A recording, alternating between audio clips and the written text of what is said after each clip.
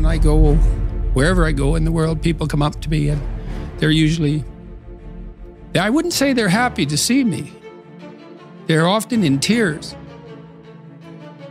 We can do whatever the hell we want, and we're telling you, you better go get re-educated or you face a disciplinary hearing.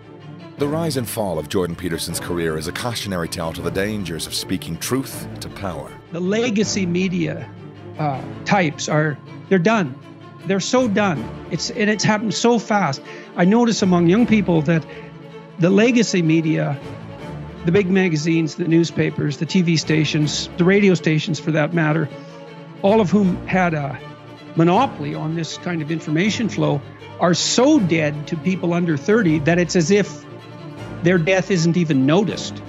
The backlash against Jordan Peterson was swift and severe, a sign of the times that we live in, where one misstep can lead to a public vilification and the loss of everything that you've worked your entire life for.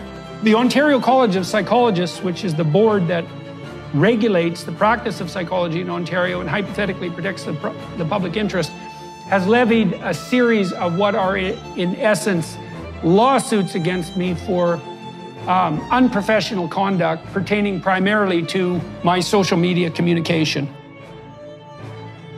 They have decided in their wisdom that I am to be required to undertake a series of re-education lessons designed to ensure that I communicate in a manner they deem appropriate.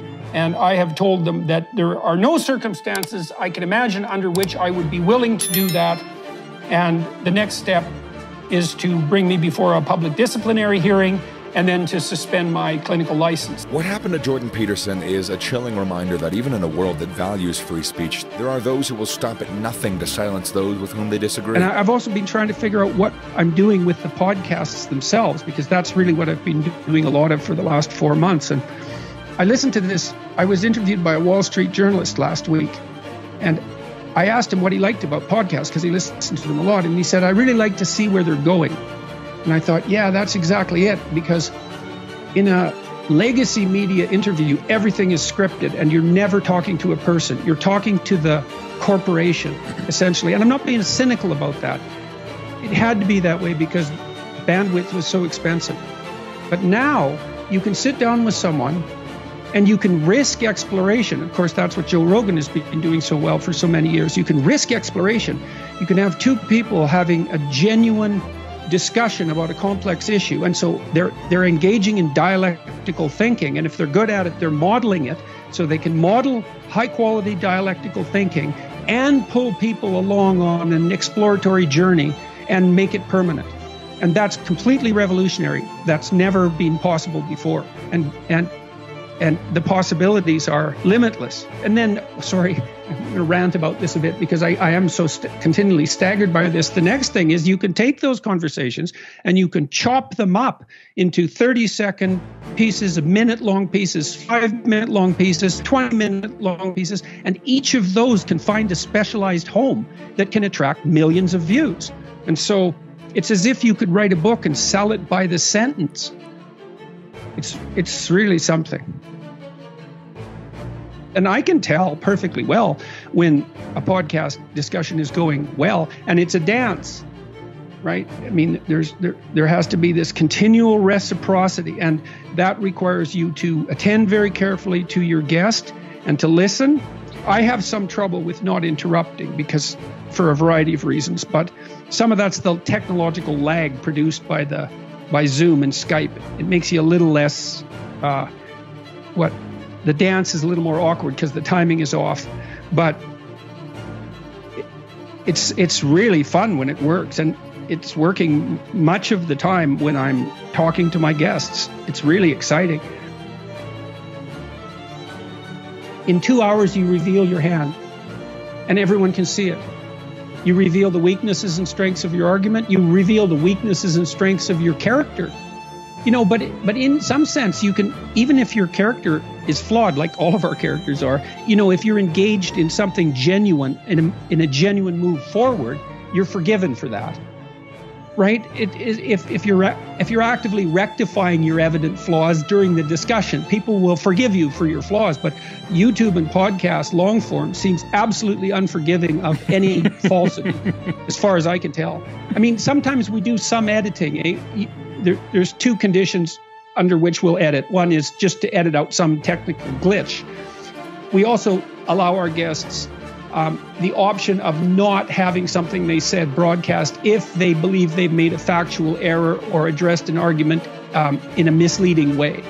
And that's a little bit more of a moral quagmire. But our thought is that if we allow people that veto power to begin with, they're much more likely to be loose and to take risks in the exploration.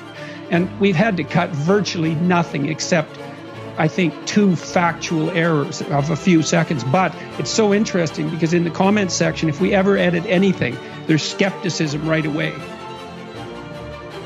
You can make mistakes, but if you're bargaining in good faith, the audience will forgive you for your mistakes. So, but you're punished brutally if you're false. So, and I don't know about you, but I'm really attentive to the comments. I watch how people are responding. And, you know, if 10 people point out something, I'm still working on this proclivity to interrupt. But if 10 people point out something, I try to address it. My team tries to address it because, well, why not? You know, I mean, you're probably doing something wrong at some point. If enough people tell you, it's tricky. Worse than that, people underestimate the significance of this because we're not having a fight about who has the right to speak freely. That's nothing. That's a peripheral problem, even though that can be serious in and of itself.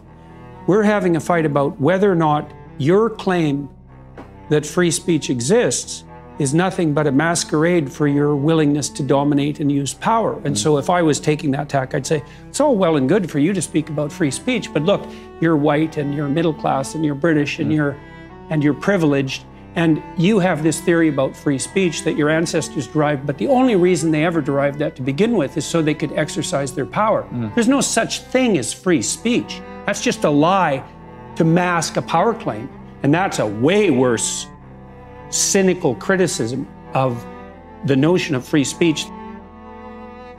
Yeah. Well, kindness is tricky, you know, because one of the things you deal with very commonly if you're a clinical psychologist, apart from depression and anxiety, is, well, behavior therapists offer assertiveness training. And now the people who need assertiveness training are often people who are too agreeable, compassionate, polite by temperament. Now, the problem with that is that they let people walk all over them because they don't stand up enough for themselves. And the consequence of that is they get resentful, and then they get bitter, and then they get conniving, and then they'll mob. And so, because they'll do anything for everyone else, but they push themselves beyond their limits, and then they won't even recognize the limits because they feel, well, if I'm not doing everything for you, then I'm not a good person. And so they have decided in their wisdom that I am to be required to undertake a series of re-education lessons designed to ensure that I communicate in a manner they deem appropriate. And I have told them that there are no circumstances I can imagine under which I would be willing to do that. And the next step is to bring me before a public disciplinary hearing and then to suspend my clinical license. And so I'm making all of this public because I think people need to weigh in on whether I'm an alt-right, Nazi, harmful, bastion of intolerable political thought with a troll-like army of pathological followers, or whether the college itself is a corrupt nest of social justice vipers hell-bent on envy and revenge and using the tiny fraction of people who are complaining to put forward their own brand of personal pathology and vindictiveness.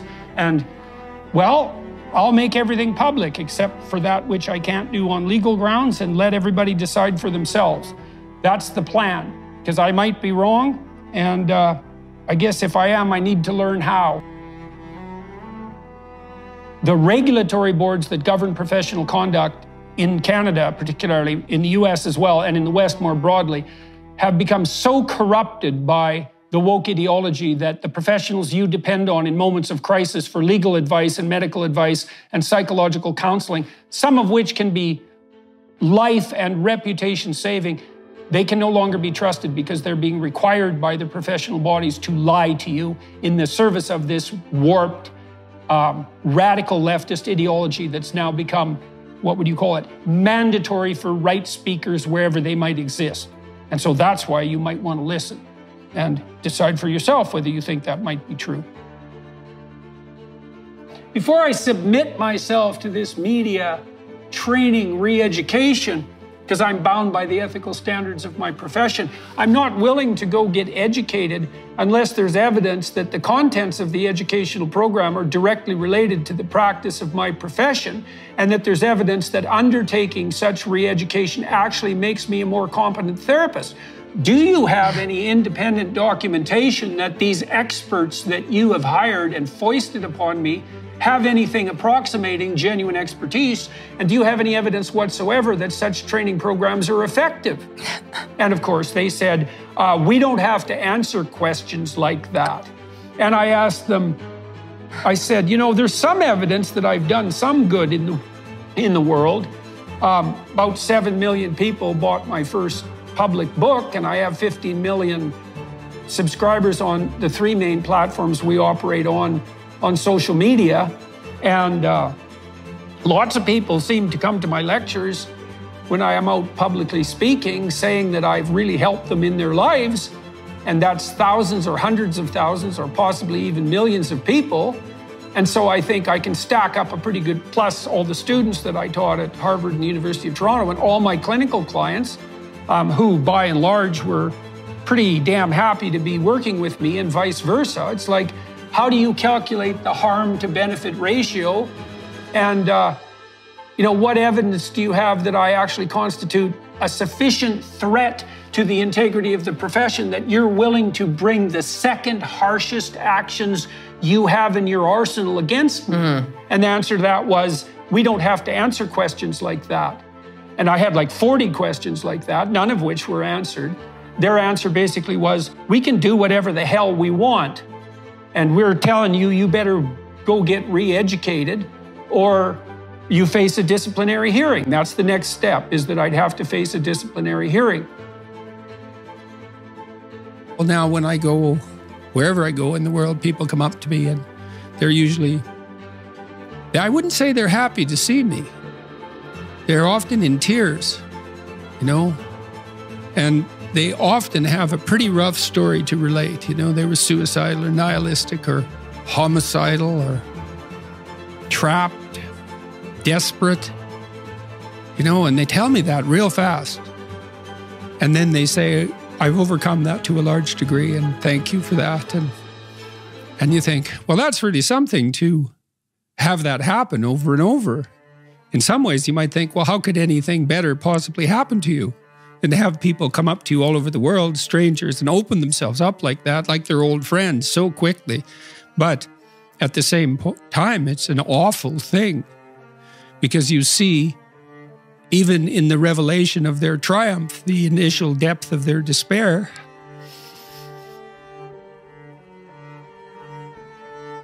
So I wouldn't change that. But it's not nothing. And it's certainly not just happiness. It's better than happiness, but it's almost unbearable. There's this admission of a deep suffering at the same time as you get the beautiful transcendence of the music. And that's meaning, you know, that's awful in the most fundamental sense, but you need an antidote to suffering, and it has to be deep. And you know, deep moves you tectonically, and it's not a trivial thing. But that's better than happiness. And maybe if you're lucky while you're pursuing that and while you're immersed in it, you get to be happy, and you should fall on your knees and be grateful for that when it happens. You know, it's a gift. It really is a gift. And it comes upon you unexpectedly, your happiness, you know. But You aim to climb uphill to the highest peak you can possibly envision. And that's better than happiness. Some programs you cannot predict, right? You cannot predict how they're going to end. You have to run them. Well, I believe that truth will save the world. I believe that. So you speak truthfully. And you watch what happens. And you take your consequences. And maybe you hope and have some faith that in the final analysis, things will work out in your favor. But perhaps they will and perhaps they won't. But that's faith, eh? That's faith. Faith isn't believing in things you regard as ridiculous, sacrificing your intellect. It's a decision, Will truth, beauty, and love save the world? Well, you can find out. In a riveting exploration at the frontier of human intellect and machine mastery, Jordan Peterson issues a stark warning on the looming perils of artificial intelligence. Brace yourselves as he unravels the dystopian dance between human consciousness and technological dominance, revealing a future where our very essence collides with the creations of silicon sentience. Peterson's urgent call to navigate the uncharted waters of AI unfolds in a dramatic narrative, a cautionary tale echoing through the digital corridors, urging us to confront the profound questions that await at the crossroads of humanity and the algorithmic unknown. So this AI system, it's a general language processing model, was released about a week and a half ago. And I went and interacted with it. It's an AI system, artificial intelligence system. It basically is trained on, a massive corpus of spoken or of text. The autonomous cars that are being developed, people still think about those as cars, but that isn't what they are. They're autonomous self-learning robots. And the fact that they happen to take the form of cars at the moment is almost irrelevant. They're no more cars than cars were horseless buggies. Right? They're a whole new thing. And what's really interesting about robots like that is that they're all identical, right? More or less. But you can certainly see how that's going to get out of hand in a staggering way, like it has in China on the digital currency front. Because once every single bloody thing that you buy can be tracked, let's say by a government agency, then a tremendous amount of your identity has now become public property. But the new AI systems will be able to extract out patterns from the world itself, from images and so forth, and then be able to test their linguistic constructions against the world. And so they'll practice just like scientists. And the most advanced models are going to use text and image and action as well, because they'll be able to model human action. The breakneck speed of AI development emerges as a source of disquiet, prompting contemplation on its implications. And what that means is that when one learns something, every one of them learns it at the same time. And so even if they're not very bright, if there's 10 million of them or 100 million of them, and they're all learning one thing a day, that's 100 million new things a day that every one of them is learning. And so they're mapping the road and they're learning how to operate in a natural environment, which is a really big deal. Like, it's a really, really big deal. They're learning to map the perception of the world onto action, which is really the definition, a good definition in some sense of intelligence. Well, I guess the downside would be, is it possible for it to exist in a very protected environment? Now, you've been working on that technically, so a couple of practical questions there. Is this gadget that you've been starting to develop, do you have anything approximating a commercial timeline for its release? Peterson paints a chilling picture where even our identity becomes vulnerable, exposed to the whims of rapidly advancing AI. We don't even know if we need to be worried about Facebook, because God only knows if it'll even exist in 5 years. It could even be the same with Google. So, we're worried about machines that are changing so fast that we can't figure out what exactly we should be worried about. Because, who was thinking about YouTube 5 years ago? No one. It's like cute cat videos. Who cares about YouTube? But it turns out that YouTube is an unbelievably powerful social force because it makes the spoken word as universally transmissible and as permanent as the written word, right? So it's a Gutenberg revolution. And it might even be more profound than Gutenberg revolution because it's possible that people can listen better than they can read. And they can listen when they're doing other things, which is what happens in the podcast world. And lots of my students now listen to podcasts instead of listening to music, or they listen to podcasts instead of reading. You know, they speed them up. I mean, these are massive, massive technological changes, and they're all happening in parallel. We have no idea what the consequences of that are going to be. Delving into the depths of AI's evolution, Peterson elucidates the genuinely unsettling facets that lie ahead. AI systems will be able to calibrate their linguistic knowledge against knowledge of images in the world soon. And that's basically what scientists do, right? Because scientists will take a verbal hypothesis and then test it against the actual world. And if the hypothesis and the world fit, then you think, well, that's scientifically verified. And Keller thinks that AI systems will be able to do that pretty soon. And pretty soon means as soon as someone builds one that can do it, because the tech is already in place. And so I have no idea what that's going to mean, you know, and it could easily lead us astray. So here's something that's going to happen in the next year. So imagine now you're a lonesome guy, and you can get a digital friend, a woman, and she can talk to you like ChatGPT talks to you and listen like ChatGPT listens to you, which is maybe, if you're really lonesome and alienated, more than anyone has ever listened to you in your life. And then soon, she'll not only listen to you as a text interface, but she'll be a fully rendered 3D, well, let's say 2D photorealistic, fully rendered animation, indistinguishable from a genuine image of a person, image of a genuine person. And then that'll be 3D for your, you know, Oculus headset. And then, well, that'll be like just right now. That'll be the value proposition, right? Is you'll be able to turn your virtual girlfriend into your virtual partner. And who knows what that'll do? I've been thinking about doing that on something approximating the IQ testing front, you know, because people keep gerrymandering the measurement of general cognitive ability. But I could imagine putting together a sophisticated blockchain corpus of, let's say, general knowledge questions, and ChatGPT can generate those like mad, by the way. So you can imagine a data bank of 150,000 general knowledge questions that was blockchain, so nobody can muck about with the answers, from which you could derive random samples of general ability tests that would be, well, they'd be 100% robust, reliable, and valid, and nobody could gerrymander them.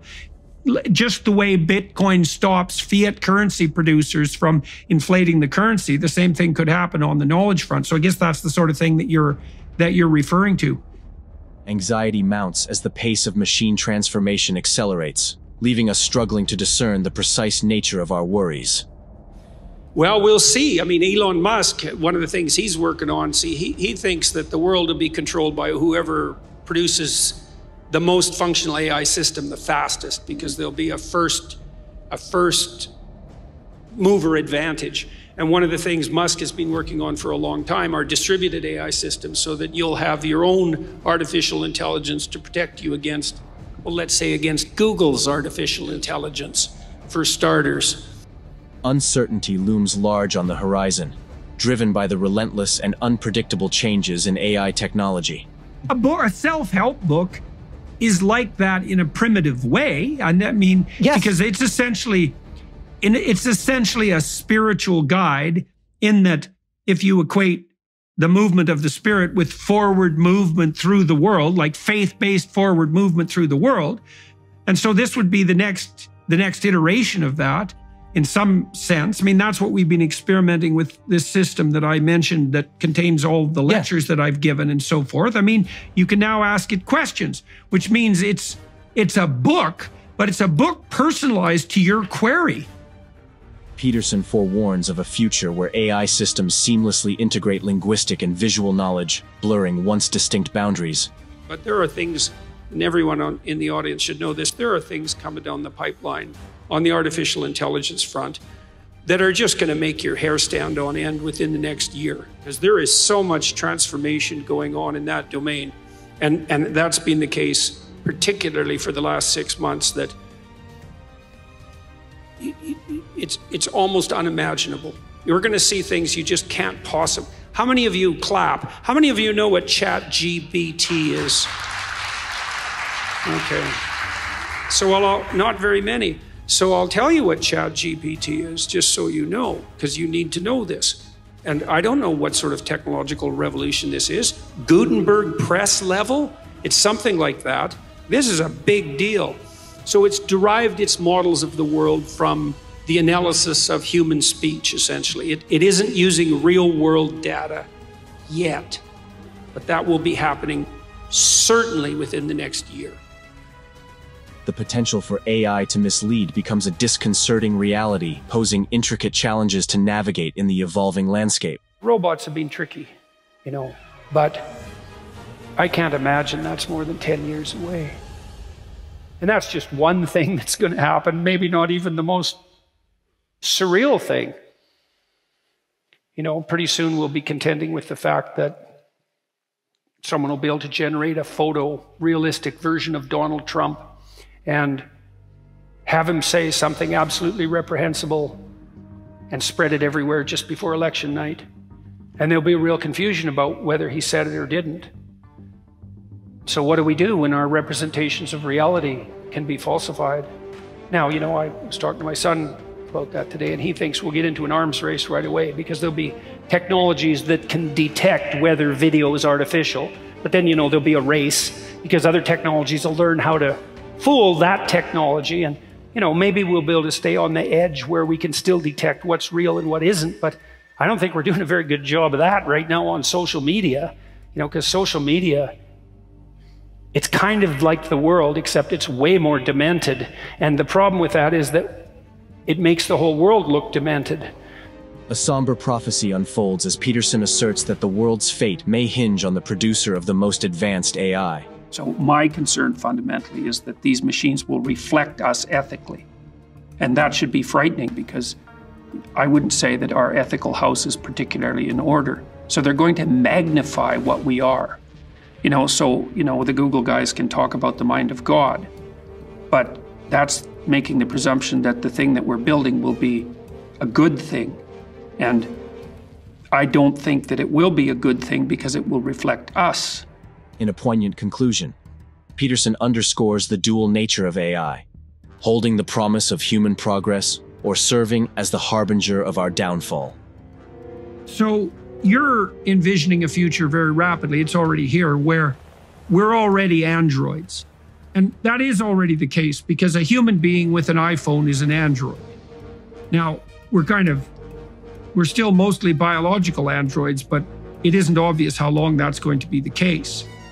And so what that means, like I've laughed for years, I have a hard drive on which everything I've worked on has now been stored since 1984. And I joke, there's more of me in the hard drive than there is in me. And it's not a joke, really, because... Yeah, it's real. It's real, right? There's tens of thousands of documents on that hard drive. And weirdly enough, I know where every single one of them is. So... Wow. So now we're going to be in a situation. So what that means is we're in a situation now where a lot of what actually constitutes our identity has become digital. And we're already being in relationship to that digital identity, mostly by credit card companies. Now, I would say to some degree, they're benevolent masters because the credit card companies watch what you spend and so how you behave, where you go, and they broker that information to other interested capitalist parties. Now, the downside of that obviously is that these parties know often more about you than you know about yourself. I've read stories, for example, of advertisements for baby clothes being targeted to women who A, didn't know they're pregnant, or if they did, hadn't revealed it to anyone else. You know, you hear babies have no theory of mind. It's like, yeah, no, they can imitate. That's pretty bloody amazing, man. Like, you haven't seen robots that can do that yet. Although there are robots now that you can teach by moving their arms. You move their arms, and then they'll do it. And so you can actually program them by moving them, and then they'll just repeat it. And so they're getting close to imitation. They're really getting close. And then look out, man. Because they're going to be imitating each other as well as us. And they're going to do it so fast, you just won't be able to believe it.